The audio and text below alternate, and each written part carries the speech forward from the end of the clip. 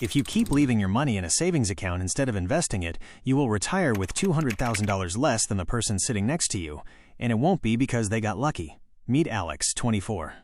First real job out of college, $52,000 a year. Alex does everything right, no credit card debt, pays rent on time, even manages to save $300 a month. By 26, Alex has $7,200 sitting in a savings account earning 0.4% interest. Here's what Alex doesn't know. That $7,200 is basically losing value every year. Inflation is running around 3%. The bank is paying 0.4%. So every single year, that money buys less than it did before, even though the number on the screen goes up. Meanwhile, Alex's coworker Priya, same age, same salary, puts that same $300 a month into a simple S&P 500 index fund starting at 24. She doesn't pick stocks. She doesn't check the market. She just sets it and lets it run. Fast forward 30 years, Alex, still parking money in savings, has maybe $110,000. Money they physically deposited, barely grown. Priya, same contributions, same time frame.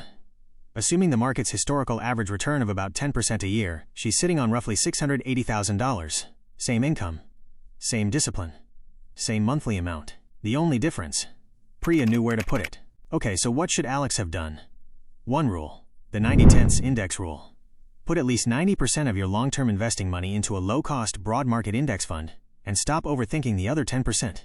Here's what that actually looks like, step by step. 1. Open a brokerage account today. Fidelity, Schwab, or Vanguard. All free to open. No minimums that matter for a beginner. 2. Pick one fund. Something that tracks the total U.S. stock market, or the S&P 500. Look for ticker names like VOO, FXAIX, or SWPPX. You're not picking a winning stock.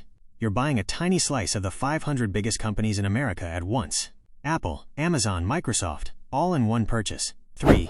Check the expense ratio. This is the annual fee. It should be under 0.10%. If a fund charges more than that, skip it.